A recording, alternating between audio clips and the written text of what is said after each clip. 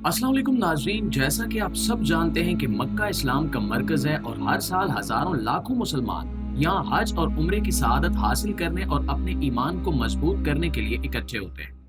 ये जगह अमन से भरपूर है और एक ऐसा मुकद्दस मकाम है जिसकी गहराई बेशक हर इंसान महसूस नहीं कर सकता। लेकिन वहीं पर हजारों इंसान ऐसे भी हैं जिनके दिल खाना काबा के तकद्दुस से और उसकी मोहब्बत में लबरेज रहते हैं। आज से तकरीबन 10 साल पहले मक्का मुकरमा में एक सुहानी शाम हुज्जाज खाना काबा का तवाफ कर रहे थे। इनके दिल दुआओं और उनकी कबूलियत की उम्मीद से भरे हुए थे। इसी हजूम के दरमियान एक औरत काफी अजीबो गरीब हरकतें करती हुई दिखाई गई। वो खाना काबा जैसे मुकद्दस मकाम की परवाह न करते हुए जोर जोर से हंस रही थी। उसने अपना फोन उठा रखा था, लेकिन उसमें खाना काबा की खूबसूरती को कैद करने की बजाय वो अपनी हंसी रिकॉर्ड करने और कुछ अजीबो गरीब अल्फाज कहने में मसरूफ थी। एक मकामी शेख जो उस वक्त काबा में मुलाजमत करता था उसके पास आया और नरमी से बोला कि मेरी बहन, ये अल्लाह का घर है।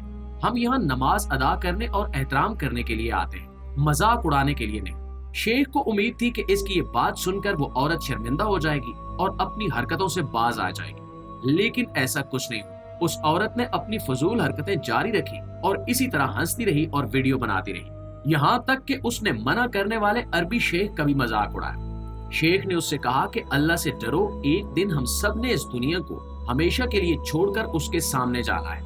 उस दिन से खौफ खाओ और इस मुकद्दस जगह का एहतराम करो। शेख की ये बातें सुनकर बजाय इसके कि वो औरत कुछ डर जाती और एहतरामन वहां से हट जाती, इसकी बजाय उस औरत ने वहां चीख चीख कर कहा कि मेरी मौत अभी बहुत दूर है। क्या यहाँ मौत के फरिश्ते घूम रहे हैं जो मेरी जान ले लेंगे? अगर घूम रहे हैं तो इनसे कहो कि वो मुझे गेट नंबर 9 पर मिले। उस औरत के इन बेबाक अल्फाज ने शेख को और वहां सुनने वाले हर शख्स को हैरान कर दिया। लोग उस औरत की बकवास सुनकर तौबा तौबा करते हुए वहां से हट गए।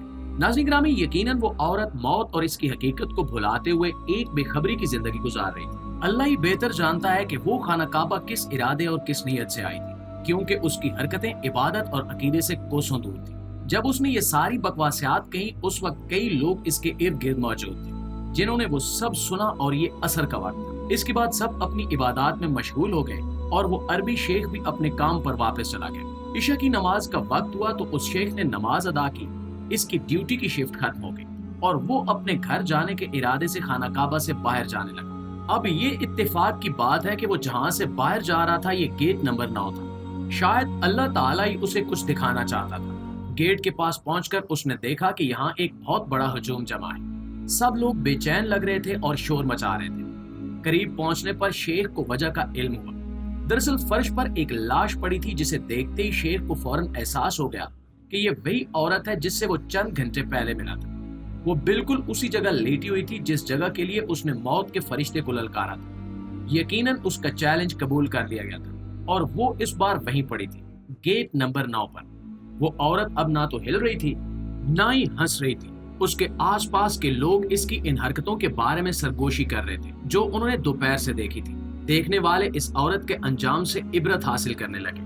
लोग आसमान की तरफ खौफजदा निगाहों से देख रहे थे कि किसी भी वक्त आपके अल्फाज खुदा की पकड़ में आ सकते हैं। वहां मौजूद शेख ने गमगीन आवाज में लोगों से कहा कि अपने कौलो फेल में हमेशा मोहतात रहो। हम सब यहाँ सिर्फ मेहमान हैं और अल्लाह सब कुछ देख रहा है। गेट नंबर 9 पर जो कुछ हुआ वो आसानी से भूलने वाला नहीं था। हर शख्स गहरी सोच में था कि ये सब क्या हुआ है। प्यारे दोस्तों, इसी तरह के लम्हात हमें याद दिलाते हैं कि खाना काबा सिर्फ रहमत और बख्शिश की जगह नहीं है। ये पुरहैबत मकाम वो जगह है जहां हम वाकई महसूस कर सकते हैं कि हमारे अमाल कितने आम हैं। अल्लाह की हिकमत और मंसूबे इंसान की समझ से बाहर है। बाज़ औक़ात वो हमें ऐसे तरीकों से सिखाता है जिसकी हम कभी तवक्को भी नहीं कर सकते। नाज़रीन ग्रामी, इस दुनिया में 2 किस्म के लोग ऐसे हैं जिन्हें दुनिया में ही सबक सिखाया जाता है। इन लोगों में एक वो हैं जो अल्लाह की रहमत से ना उम्मीद रहते हैं और दूसरे वो लोग हैं जो मुतकब्बिर हो जाते हैं। लेकिन इंसान ये भूल जाता है कि अल्लाह अल मुतकब्बिर है, जिसका मतलब है आला अजीमुश्शान। ये नाम हमें याद दिलाता है कि हकीकी अजमत सिर्फ अल्लाह की है। वो सबसे बढ़कर है और इसकी अजमत ऐसी चीज है जिसका कोई भी इंसान कभी भी मुकाबला नहीं कर सकता। कुरान और हदीस हमें बार बार बताते हैं कि तकब्बुर एक खतरनाक रास्ता है। अल्लाह ताला फरमाता है कि फखर मेरी चादर और अजमत मेरी चादर है, और जो इन दोनों में से किसी एक में भी मुझसे मुकाबला करेगा मैं उसे जहन्नुम में डाल दूंगा। इस औरत की कहानी हमें याद दिलाती है कि जो कुछ भी इस औरत के साथ हुआ वो सिर्फ खाना काबा की बेहुरमती का नतीजा नहीं था, बल्कि उसके तकब्बुर और बेखौफी के बायस हुआ। इसका अंजाम देखकर बाकी मुसलमान इस कायनात में अपना असल मकाम पहचान सकते हैं कि हम अल्लाह की एक आजिज मखलूक है। हमारी जिंदगी, हमारी हर सांस, हर लम्हा जो हम जीते हैं, कुदरत की तरफ से एक तोहफा है जिसकी हमें कदर करनी चाहिए। और इन तमाम नेमतों के बदले में अल्लाह हमसे फर्मा बरदारी, आजिज़ी और अपने इख्तियार को तस्लीम करने के लिए कहता है। फिर हम काबा जैसी मुकद्दस जगह पर खड़े होकर उस हस्ती को कैसे भूल सकते हैं जिसने हमें तख्लीक किया है। प्यारे साथियों, हमारे इर्द गिर्द कई ऐसे लोग हैं जो इस गेट नंबर 9 की औरत की तरह अपने आप को नाकाबिले तस्खीर समझते हैं, जिन्हें मौत से, अल्लाह के रूबरू पेश होने से और कयामत से खौफ नहीं आता। लेकिन इनकी ये बेखौफी इन्हें बुरे अंजाम से कभी बचा नहीं सकती।